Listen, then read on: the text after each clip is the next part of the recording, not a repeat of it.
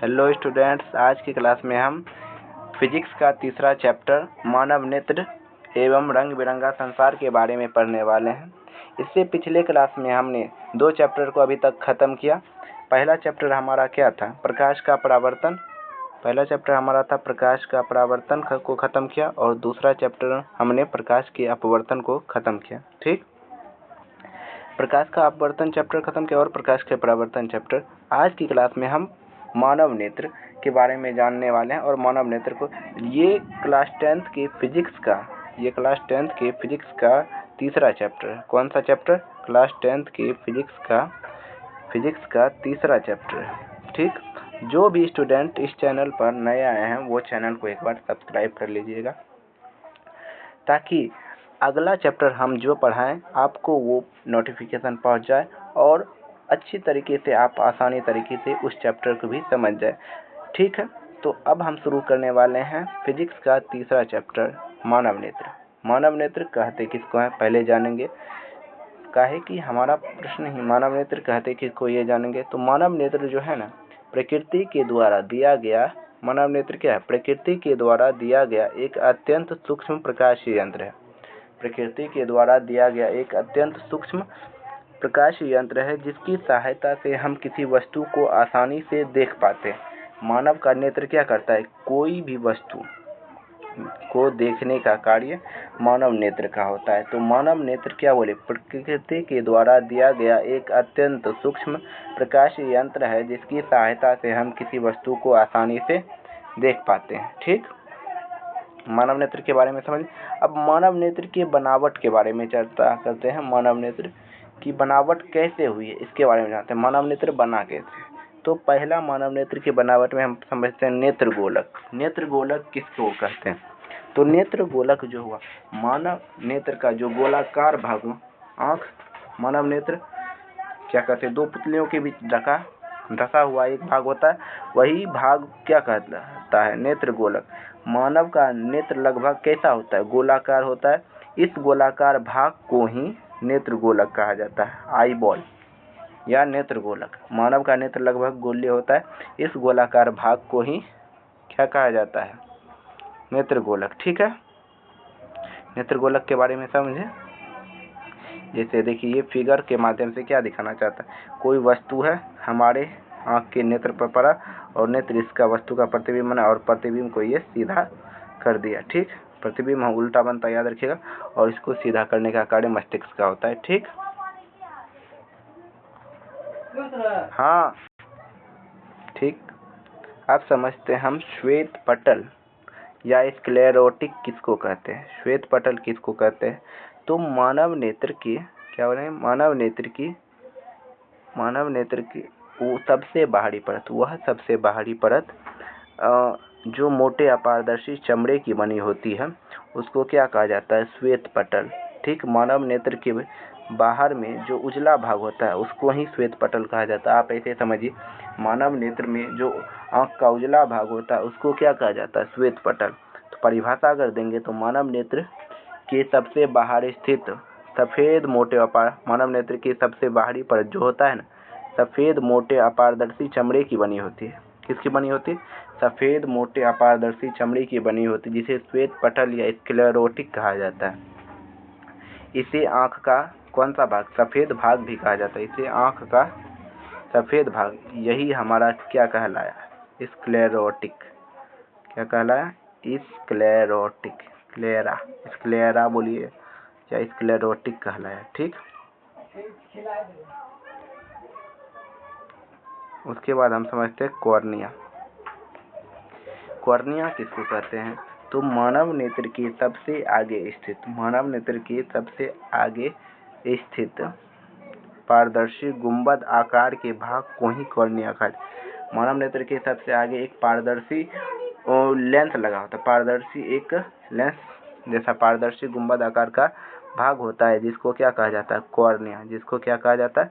Cornea. और यह पुतली और आइरिस को ढकने का कार्य करता है। इसका काम क्या? कॉर्निया का काम है पुतली और आइरिस को ढकने का कार्य। ठीक, यह कॉर्निया आँख में प्रवेश करने वाली प्रकाश को रेटिना पर केंद्रित करने में मदद करता है और धूल कणों से सुरक्षा। आँख में कोई भी धूल कण चला जाता है, कॉर्निया का काम क्या है? उस धूल कण से आँख को सुरक्षा प्रदान करना। ठीक, यह आँख के अंदर की संरचनाओं की भी क्या करते हैं? रक्षा करता है। यह आँख के अंदर की संरचनाओं की रक्षा करता है।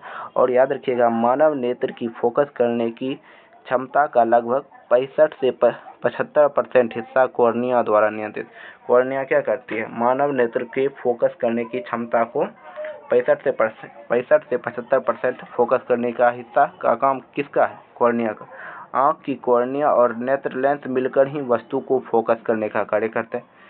आँख की कॉर्निया और नेत्र लेंस मिलकर ही वस्तु को फोकस करने का कार्य करते हैं। आप समझते कॉर्निया देखिए कैसा होता है। तो देखिए, मानव नेत्र के सबसे बाहरी परत पर है ना, वो क्या बोले, अर्धवृत्ताकार या एक गुंबद आकार का होता है। इसी गुंबद आकार भाग को क्या कहा जाता है? गोलाकार गुंबदाकार भाग को कॉर्निया कहा जाता है। इस कॉर्निया का काम क्या है?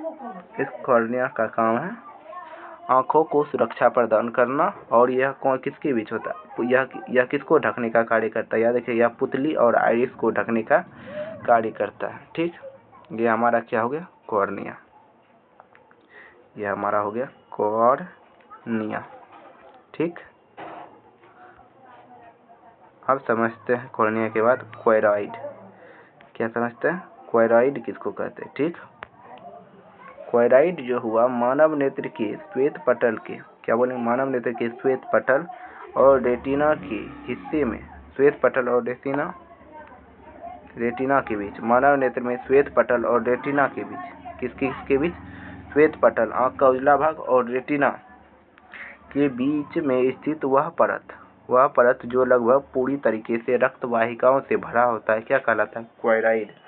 क्वायरॉइड क्या कहलाता है? मानव नेत्र के श्वेत पटल और रेटिना के बीच भरा रक्त वाहिकाओं से भरा, पूरी तरीके से रक्त वाहिकाओं से भरा होता है, वह क्वायरॉइड कहलाता है। मानव नेत्र के सबसे बीच स्थित वह परत जो लगभग पूरी तरीके से रक्त वाहिकाओं से भरा होता है, क्या कहलाता है? क्वायरॉइड। क्वायरॉइड का काम मुख्यतः क्या है? आँखों को रक्त की आपूर्ति करना और आँखों को ऑक्सीजन और पोषक तत्व पहचान। आँखों को ऑक्सीजन और पोषक तत्व पहचान। क्वायरॉइड ग्रंथि जो है ना, प्रकाश की आँखों को नियंत्रित करने में भी मदद करती है। क्वायरॉइड क्या करती है? प्रकाश को नियंत्रित करने में मदद करता है। ये देखिए, ये हमारा है श्वेत पटल, ठीक, स्क्लेरा और रेटिना। ये रहा हमारा रेटिना। ठीक, और इसके बीच में ही एक पतली परत होती है लाल रंग की, जो पूरी तरीके से रक्त वाहिकाओं से भरी होती। इसको ही हम लोग क्या कहते हैं? क्वायरॉइड। क्या कहते हैं? क्वायरॉइड। ठीक, क्वायरॉइड का काम क्या है? आँखों को क्या पहुँचाना? आँखों को रक्त पहुँचाना और ऑक्सीजन और पोषक तत्व पहुँचाना। ठीक, क्वायरॉइड के बारे में जान लें। अब समझते हैं हम आइरिस। आइरिस के बारे में जानते हैं। आइरिस कहते किसको है? तो आइरिस हुआ मानव नेत्र के कॉर्निया के पीछे स्थित एक रंगीन पतली वृत्ताकार पेशी संरचना होती है, जो आँखों की पुतली के आकार को नियंत्रित करती रहती है। आइरिस कहलाती है। आइरिस का काम क्या है? आँख के पीछे एक रंगीन पतली वृत्तीय पेशी होती है जो क्या करती है? आँखों की पुतली के आकार को नियंत्रित करते रहती है। पुतली के आकार को नियंत्रित करती रहती है, वही हमारा आइरिस कहलाए। क्या कहलाते हैं? आइरिस। आइरिस का काम क्या है? आइरिस परितारिका में मौजूद, मतलब क्या कहते हैं? आइरिस में मौजूद जो पिगमेंट, जिसको कहते हैं रंग द्रव्य, के कारण ही हमारे आँखों का रंग, जैसे नीला हो गया, भूरा हो गया, हरा हो गया, यही निर्धारित होता है। आँखों का रंग किसी का नीला देखते होंगे तो ये परितारिका का ही कमाल है। परितारिका या आइरिस पुतली के आकार को बड़ा छोटा करके ही प्रकाश की मात्रा को नियंत्रित करते रहता है, जिससे हम तेज प्रकाश और अंधेरे में भी आसानी से देख पाते हैं। अंधेरे में भी देखने परितारिका का काम हुआ। किसका काम हुआ? परितारिका का। ठीक, आइरिस का। आइरिस क्या हुआ? यही। ठीक, ये हुआ, वो हमारा हुआ, वो नहीं, आइरिस हमारा ये हुआ। ठीक, आइरिस का काम क्या है? आइरिस का काम है कि प्रकाश की क्या को नियंत्रित करते रहता है, प्रकाश के केंद्र को नियंत्रित करते रहता है। कॉर्निया के पीछे स्थित कॉर्निया के पीछे रंगीन पतली वृत्तीय पेशी जो आंखों की पुतली के आकार को नियंत्रित करती है आइरिस कहलाती है। ठीक, आइरिस के कारण ही हमारे आंखों का रंग पता चलता है, हमारी आंखों का रंग कैसा होता है। अब समझते हैं हम पक्षाम्बी या सिलेरी मांसपेशियां किसको कहते हैं। पक्षाम्बी या सिलेरी मांसपेशियां कहते किसको है। आंख की पुतली के पीछे स्थित, क्या बोलेंगे, आंख की पुतली के पीछे स्थित सिलियरी बॉडी में, आंख की पुतली के पीछे सिलियरी बॉडी में स्थित एक चिकनी मांसपेशी का एक छल्ला होता है जो आंखों के लेंस के आकार और क्या बोले, आंखों के लेंस की आकार और वक्रता को नियंत्रित करता है, वक्रता केंद्र को नियंत्रित करता है। यह फोकस को समायोजित करके दूर और पास वस्तुओं को साफ देखने में मदद करता है। ठीक, वही हमारा क्या कहलाया, पक्षाम्बी या सिलेरी मांसपेशी। आंख की पुतली के पीछे होता है यह मांसपेशी, जैसे ये हम फिगर देखते हैं। ठीक, इस फिगर में हमने देखा क्या, ये मांसपेशी है, कहाँ पे, कौन मांसपेशी, सिलियरी मांसपेशियां पर या पक्षाम्बी मांसपेशी। इसका काम क्या है, पक्षाम्बी या सिलियरी मांसपेशियों का काम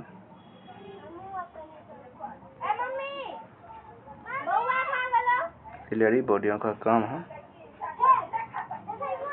आंख में पुतली के पीछे सिलियरी बॉडी में स्थित एक चिकना मांसपेशी का छल्ला होता है जो आंख में लेंस के आकार और वक्रता को नियंत्रित करता रहता है। यह फोकस को समायोजित कर दूर अधिक वस्तुओं को देखने में मदद करता है। ठीक, पक्षाम्बी मांसपेशियों, इस पेशियों के तनाव या कहिए सिकुड़न या फैलाव के कारण दूर या निकट स्थित वस्तु का प्रतिबिंब रेटिना पर स्पष्ट रूप से बन पाता है।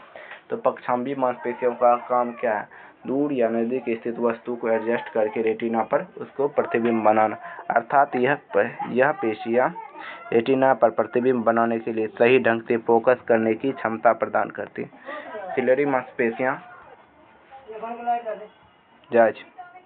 ठीक, यह मांसपेशियां जो है ना, यह मांसपेशियां दृष्टि को स्पष्ट करने के लिए लेंस को ऑटो फोकस करती है। यह मांसपेशियां दृष्टि को स्पष्ट करने के लिए लेंस को क्या करती है, ऑटो फोकस करती है। यह मांसपेशियां नेत्र लेंस को लटका कर रखती है। ठीक, अब नेत्र लेंस के बाद हम समझते हैं, अब दो टॉपिक है, नेत्र लेंस के बाद हम समझते हैं, अब क्या समझते हैं हम, नेत्र लेंस। नेत्र लेंस जो हुआ मानव नेत्र के भीतर स्थित एक प्राकृतिक पारदर्शी और मुलायम जिलेटिन जैसे पदार्थों से बना एक उत्तल लेंस की संरचना को ही नेत्र लेंस या स्फीक्स लेंस कहा जाता है। मानव नेत्र के भीतर स्थित एक प्राकृतिक पारदर्शी मुलायम जिलेटिन जैसे पदार्थों से बने उत्तल लेंस की संरचना को ही या उभयोत्तल लेंस की संरचना को ही नेत्र लेंस कहा जाता है।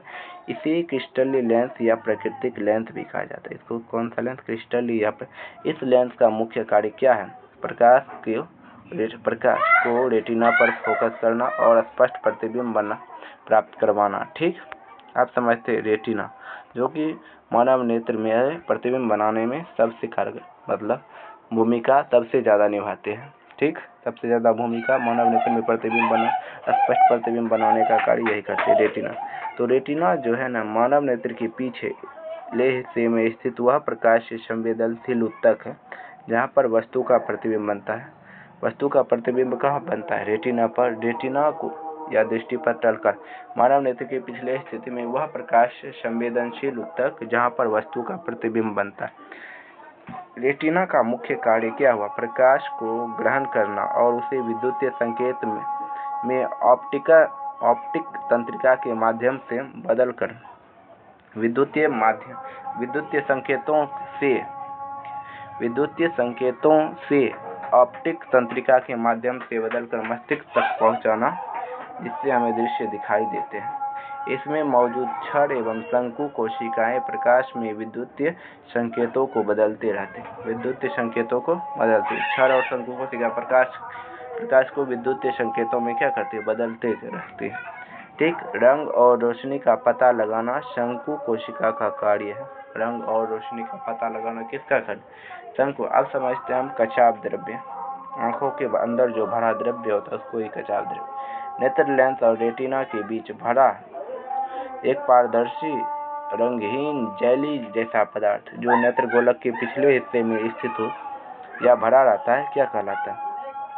कचाप द्रव्य। कचाप द्रव्य क्या हुआ? नेत्र लेंस और रेटिना के बीच भरा हुआ एक पारदर्शी रंगहीन जेली जैसा पदार्थ जो नेत्र गोलक के पिछले हिस्से को भरता है क्या कहलाता है? कचाप द्रव्य। ठीक। अब आज की क्लास में हम इतना ही रखते हैं। ठीक है।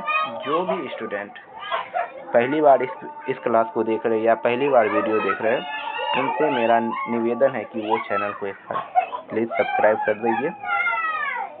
और जो बच्चे क्लास को कंटिन्यूस देखते आ रहे हैं वो देखिए, ताकि इससे आपको अगले क्लास को समझने में बेहद आसानी होगी। इसीलिए धन्यवाद। आज के लिए इतना ही। धन्यवाद।